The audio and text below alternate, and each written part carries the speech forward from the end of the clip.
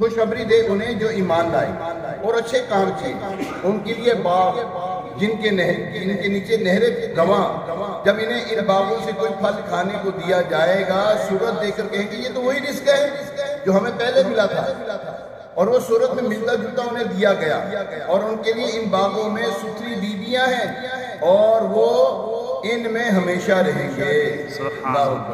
وَبَشِّرِ الَّذِينَ آمَنُوا وَعَمِلُوا الصَّالِحَاتِ، اور ان لوگوں کو خوشخبری دو جو ایمان لائے اور انہوں نے اچھے عمل کیے۔ اس کے بارے میں تفسیر ہم سنتے ہیں۔ اللہ تعالیٰ کی سنت یہ ہے کہ قرآن میں ترہیب یعنی ڈرانے کے ساتھ ساتھ ترغیب کا بھی ذکر فرمایا، اس لیے کفار اور ان کے اعمال اور عذاب کا ذکر کرنے کے بعد مومنین اور ان کے اعمال اور ثواب کا ذکر فرمایا اور انہیں جنت کی بشارت دی۔ صالحات یعنی نیکیاں وہ عمل ہیں جو شرع اچھے ہوں، ان میں فرائض و نوافل سب داخل ہیں۔ یہاں بھی ایمان اور عمل کو جدا جدا بیان کیا گیا، جس سے معلوم ہوا کہ عمل ایمان کا جز نہیں، الگ حصہ ہے۔ آگے فرمایا جنت کے پھل رنگت میں آپس میں ملتے جلتے ہوں گے مگر ذائقے میں جدا جدا، نظر آنے میں ایک جیسے ہوں گے، ذائقہ جدا جدا۔ ان کے لیے ایک دفعہ ملنے کے بعد جب دوبارہ پھل ملیں گے تو جنتی کہیں گے یہ تو پھل ہمیں پہلے بھی دیا جا چکا ہے، مگر جب وہ کھائیں گے تو اس سے نئی لذت پائیں گے اور ان کا لطف بہت زیادہ ہو جائے گا۔ اس کا یہ بھی معنی بیان کیا گیا کہ انہیں دنیاوی پھلوں سے ملتے جلتے پھل دیے جائیں گے تاکہ وہ ان پھلوں سے مانوس رہیں، لیکن جنتی پھل ذائقے میں دنیاوی پھلوں سے بہت اعلیٰ ہوں گے۔ آگے فرمایا جنتی بیویاں خواہ حوریں ہوں یا اور سب کی سب تمام وہ سب ناپاکی اور گندگیوں سے پاک ہوں گی، نہ جسم پر میل ہوگا نہ کوئی گندگی، اس کے ساتھ ہی وہ بد مزاجی اور بد خلقی سے بھی پاک ہوں گی۔ آگے فرمایا وَهُمْ فِيهَا خَالِدُونَ، اور وہ ان باغوں میں ہمیشہ رہیں گے، ہمیشہ رہیں گے۔ کون رہیں گے؟ ایمان والے جنہوں نے ایک اعمال اچھے اعمال، یہاں پر اچھے اعمال کر رہے ہیں۔ آخرت میں جب قبر میں بھی سکون ہوگا، آخرت میں بھی سکون ہے، راحت ہی راحت ہے انشاءاللہ۔ یہاں کی ذرا تھوڑی تنگی برداشت کرنی پڑتی ہے، پریشانی دیکھنی پڑتی ہے، تھوڑی زیادہ نہیں۔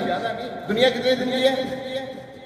اب بولو صحیح، کہا ہے نا، وہ کہتے ہیں نا کہ میرے محبوب نے مجھ سے ملنے کا وعدہ کیا 5ویں دن، میرے محبوب نے مجھ سے ملنے کا وعدہ کیا 5ویں دن۔ کسی نے اس کو بتایا دنیا تو 4 دن کی ہے، دنیا 4 دن کی۔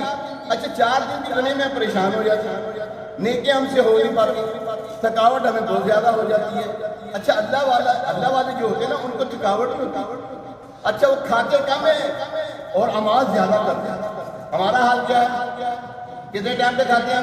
میں تو 5 ٹائم پہ کھاتا ہوں، سال پہ 5 ٹائم پہ کھاتے ہیں بھائی۔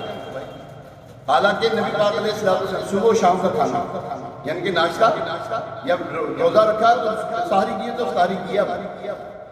حضور علیہ السلام سے 2 ٹائم کا کھانا کھانا ثابت ہے، ٹھیک ہے نا؟ تو ہمارا حال یہ ہے، ہم یہاں پر پریشانی جھیل رہے ہیں۔ میں ایک واقعہ بیان کرتا ہوتا ہوں، وہ تھے نا کیا نام ہے، زبیدہ خاتون، بڑی نیک صالح خاتون تھی۔ ان کے جو شوہر تھے نا وہ تھے ہارون رشید۔ یہ دونوں ایک شام کو جو ہے نا سیر کرتے کرتے ایک جگہ پہ پہنچے، وہاں پہ بہلول دانا رحمۃ اللہ تعالیٰ نے مٹی کے گروندوں سے گھر بنا رہے تھے، مٹی پیر رکھتے پھر وہ بات کرتے گھر بن گیا۔ اچھا وہ یہ کام کر رہے تھے تو بہلول دانا رحمۃ اللہ تعالیٰ نے یہ کام دیکھ کر جو ہے نا زبیدہ خاتون نے کہا اے بہلول یہ کیا کر رہے ہو؟ انہوں نے کہا جنت میں محل بنا رہا ہوں۔ کیا بنا رہا ہوں؟ بولو صحیح، جنت میں محل بنا رہا ہوں۔ وہ خوش عقیدہ تھی، اعتراض کرنے والی تو تھی نہیں ہے، کی کرنا پہ اللہ زمین پہ بیٹھے تھے، جنت سودے کر جانا پہ۔ ایسے بھی لوگ ہیں، اعتراض کرنے والی دنیا بہت وسیع ہے لیکن ماننے والے اس سے زیادہ ہیں الحمدللہ۔ خیر انہوں نے کہا کیا کر رہے ہو؟ جنت میں میں محل بنا رہا ہوں۔ کتنے کا یہ بیچی ہے تم؟ جنت کا محل بیچو گے؟ انہوں نے کیا بیچوں گا؟ کتنے میں؟ کہا 2 دینار میں۔ انہوں نے 2 دینار دیے، انہوں نے کہا جنت کا محل تمہارا ہوا۔ اچھا یہ جو بہلول دانا رحمۃ اللہ تعالیٰ یہ مجذوب بزرگ تھے، مجذوب بزرگ۔ مجذوب وہ ہوتا ہے، اللہ والا تو ہوتا ہے لیکن اس کے اوپر کلمہ شریعت نہیں چلتا، کلمہ شریعت نہیں چلتا، لیکن یہ شرع کے خلاف کوئی کام بھی نہیں کرتا۔ یہ مجذوب ایسے بزرگ ایسے۔ اچھا خیر ہارون رشید نے جب یہ عمل دیکھنا کہنے لگے کیسی سودے بازی کر رہے ہیں، بیٹھے یہاں پر ہیں اور باتیں جنت کی ہو رہی ہیں۔ خیر وہ چلے جاتے ہیں، بے چینی کے عالم میں جب سوتے نا تو دیکھا کہ ایک بہت جنت میں ٹہل رہے بہت عالیشان ایک محل نظر آیا، جنت میں بہت عالیشان محل نظر آیا، اس کے اوپر لکھا تھا قصر زبیدہ۔ کیا لکھا تھا؟ قصر زبیدہ، زبیدہ خاتون کا محل۔ انہوں نے کہا میری بیوی کا محل ہے، چلو اندر جا کے دیکھتے ہیں۔ اندر جب داخل ہونے لگے نا تو دربار نے روک لیا، اور ٹھہر کہاں جا رہے ہو؟ کہاں جا رہے ہو؟ ان کا جنت میری بیوی کا محل ہے، میں اس میں جا رہا ہوں۔ کہنے لگا یہ جنت ہے، دنیا نہیں، یہاں پہ جس کا محل ہے وہی جائے گا اس کے اندر۔ خیر وہ اندر جب ان کو روک دیا گیا ان کی آنکھ کھل جاتی ہے، اب وہ لگے پہلو دانا رحمۃ اللہ تعالیٰ کی تلاش میں۔ اب پہلو دانا رحمۃ اللہ تعالیٰ نے ایک جگہ پہ دیکھا، وہی کام کر رہے تھے، مٹی کے گروندوں سے گھر بنا رہے تھے۔ ہارون رشید نے پوچھا ہاں جی کیا کر رہے ہو؟ وہاں پہ جنت میں محل بنا رہا ہوں۔ بیچو گے؟ ہاں بیچوں گا۔ کتنے میں؟ کل کتنے میں تھا؟ 2 دن۔ ہاں اب دیکھیں یہ انہوں نے عمل دیکھ لیا، عمل۔ میں ایک بات کرتا، راہ خدا میں آپ خرچ کرتے ہیں، نیکی کوئی کرتے ہیں، کوئی بھی نیکی، ایون کہ آپ پتھر ہٹا دیتے ہیں کسی مسلمان کے راستے میں سے آیا ہوا کانٹا اٹھا کے سائڈ پہ کر دیتے ہیں، اچھی بات کرتے ہیں، نیکیاں کماتے ہیں، نیکیاں، پیسے نہیں۔ ہاں پیسے دے کر نیکیاں کماتے ہیں اللہ کی راہ میں دیکھنے کے بعد، یہ سب کچھ دینے کے بعد آپ کو نیکی مل رہی ہے۔ آپ کو پتہ نیکی مل رہی ہے، نظر آ رہی ہے؟ نہیں۔ اور بروز معاشر پتہ لگے گا ان نیکیوں کا اجر۔ انہوں نے کہا نا کہ کل کتنے میں بیچو گے؟ انہوں نے کہا آدھی سلطنت۔ کتنے میں؟ انہوں نے کہا کل 2 دینار میں بیچا تھا۔ انہوں نے کہا کل بن دیکھے کا سودا تھا، آج رات میں دیکھ آئے ہو۔ کل بن دیکھے کا سودا تھا، آج رات میں دیکھ آئے ہو۔ تو بات یہ کہ آج 100 مرتبہ درود پاک پڑھے وہ کبھی تنگ دست اور مفلس نہیں ہوگا۔ جمعرات چل رہی ہے، مغرب تک جمعرات ہے، ہو سکے تو پڑھ لیں، انشاءاللہ فائدہ ہوگا۔ درود پاک تنگ دستی مٹاتا ہے، درود پاک رزق میں برکت دیتا ہے، عمر میں بھی برکت دیتا ہے۔ جی ہاں، درود پاک جو ہے عمر میں برکت دیتا ہے۔ چونکہ برکت کیسے ملے گی؟ فرمایا تم مجھ پر درود پڑھو اللہ تم پر رحمت بھیجے گا، اور جس کے اوپر اللہ رحمت بھیجے اس کا کیا عالم ہوگا۔ ٹھیک ہے، ہمیں چاہیے کہ کثرت سے درود و سلام پڑھیں۔ آئیے ایک مرتبہ حصول برکت کے لیے، باعث رحمت کے لیے حضور علیہ السلام کی ساری امت کے صالح ثواب کے لیے درود پاک پڑھ لیتے ہیں۔ صلاۃ والسلام علیک یا رسول اللہ وعلی آلک واصحابک یا حبیب اللہ۔ میلاد کس کو منانا چاہیے؟ میلاد کس کو منانا چاہیے؟ میلاد اس بیٹی کو منانا چاہیے جو زندہ درگور کر دی جاتی ہے۔ میلاد اس بیٹی کو منانا چاہیے جس کو زندہ درگور کر دیا جاتا ہے۔ میلاد اس عورت کو منانا چاہیے جس کے زمانے میں کوئی بکت نہیں تھی، حیثیت کوئی نہیں تھی، عزت کوئی نہیں تھی، مقام کچھ نہیں تھا اس عورت کا۔ اس عورت کو میلاد منانا چاہیے۔ اس ماں کو میلاد منانا چاہیے جس کا بیٹا اس کے گلے میں رسی ڈال کر منڈی میں جا کر بیچ آیا کرتا تھا۔ اس کا بیٹا منڈی میں جا کر اس عورت کو، اپنی ماں کو جو ہے وہ منڈی میں جا کر بیچ آیا کرتا تھا۔ ہاں جی، مصطفیٰ کریم، مصطفیٰ جان رحمت صلی اللہ تعالیٰ علیہ وسلم جب دنیا میں تشریف لائے، جہاں عورتوں کو عزت ملی وہاں پر اللہ تبارک تعالیٰ کے حبیب علیہ السلام نے عورت کو بڑی عزت عطا فرمائی۔ کیا فرمایا؟ میرے آقا علیہ السلام نے فرمایا جنت 7 آسمان کے اوپر سدرۃ المنتہا کے پاس تھی، اور میں نے وہاں سے کھینچ کر لا کر ماں کے قدموں میں ڈال دیا۔ ماں کے قدموں میں جنت ہے کہ نہیں؟ ماں کے قدموں کو بوسہ دینا چاہیے۔ جی ہاں، ماں کی عظمت، ماں کی عزت کرنی چاہیے۔ ان کی عظمت اللہ تبارک تعالیٰ کے حبیب علیہ السلام نے بڑھائی، تو بھائی تو کیوں نہیں کر رہا؟ عزت کرنا ان کی بھی، ماں کی عزت کر، باپ کی عظمت کو مان۔ باپ کی ناراضی میں اللہ کی ناراضی ہے، یاد رکھیں۔ اگر باپ ناراض ہے اور آپ کہتے ہیں جناب مجھے تو کاروبار میں تو فائدہ نہیں ہو رہا، مجھے تو کوئی یعنی کہ ہر چیز میں مجھے نقصان ہو رہا ہے، تو یاد رکھ کہیں تیرا باپ تو نہیں ناراض، کوئی ماں کو تو نہیں ناراض کیا ہوا تم نے؟ یاد رکھے جس کے ماں باپ ناراض، اللہ اس سے ناراض ہے۔ رزق منقطع کر دیا جاتا ہے اس شخص کا جو اپنے ماں باپ کے لیے دعائے مغفرت، اگر دنیا سے رخصت ہو جائے، دعائے مغفرت کرنا چھوڑ دے یا ان کا خیال رکھنا چھوڑ دے۔ پیارے محترم سامعین، میلاد کس کو منانا چاہیے؟ ہم سب کو منانا چاہیے۔ بڑی چیزیں ہیں بیچ میں کہ کس کو منانا چاہیے۔ جو انسانیت ہے نا، گری ہوئی تھی انسانیت، اس کو اوج سریہ پر حضور علیہ السلام کی وجہ سے جو ہے نا وہ چڑھایا گیا ہے۔ اوج سریہ پر لا کر کھڑا کس نے کیا؟ حضور علیہ السلام نے۔ ہمارے گناہوں کو، پچھلی امتیں جو تھی نا، ان کے گناہوں کو ان کے ماتھے پہ لکھ دیا جاتا تھا۔ ہمارے گناہوں کو ماتھے پہ لکھا جاتا ہے نہیں، کیوں؟ یہ حضور علیہ السلام کی برکت ہے۔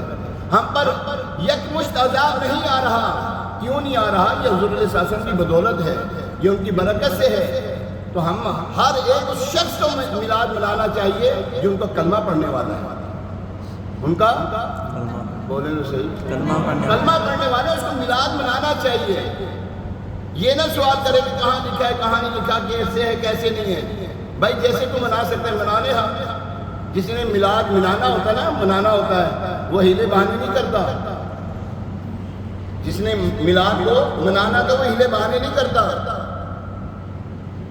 اور یاد رکھیے، وہ یہ نہیں کہتا کہ جناب یہ تاریخ 8 تھی یا 9 تھی، 12 تو تھی نہیں، 12 تو حضور علیہ السلام کی وصال ہوا تھا، وفات ہوا تھا، وفات کو آپ مناتے ہو۔